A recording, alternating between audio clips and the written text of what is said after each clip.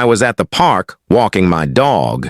But the problem is this random guy walked up to me and said, "Hey, nice dog. Why don't I pet him?" I was like, "Sure. Why not?" He looked harmless enough. Just your average dude in a tracksuit and sunglasses. So he starts petting my dog. Out of nowhere he goes, "You know, I used to have a dog just like this. His name was Max. Best dog I ever had." I nodded politely, thinking, "Cool story, bro," but then he drops this bomb. "Yeah, Max died last week. I buried him in my backyard. Want to see the grave?" I was like, No, thanks, man. I'm good." But he wasn't taking no for an answer. "Come on, it's just over there." I even made a little tombstone for him. At this point, I'm getting major serial killer vibes, but my dog is wagging his tail like he's auditioning for a doggy rom-com. So against my better judgment, I followed him to this shady corner of the park. And sure enough, there's a tiny grave with a wooden cross that says, "Rip Max."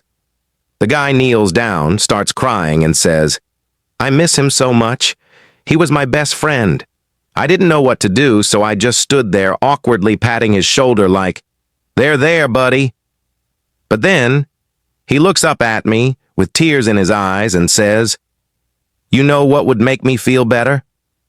If you let me borrow your dog for a week just to fill the void." I was like, "What? No way. This is my dog." But he kept begging, saying, "Please, I'll take good care of him. I'll even pay you." I was about to say no again, when my dog suddenly jumps into his arms and starts licking his face like they're long-lost lovers. I was stunned. The guy looks at me, smirks, and says, "See? He likes me."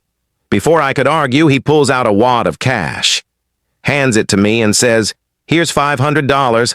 I'll bring him back next week, I promise." And just like that, he walks off with my dog.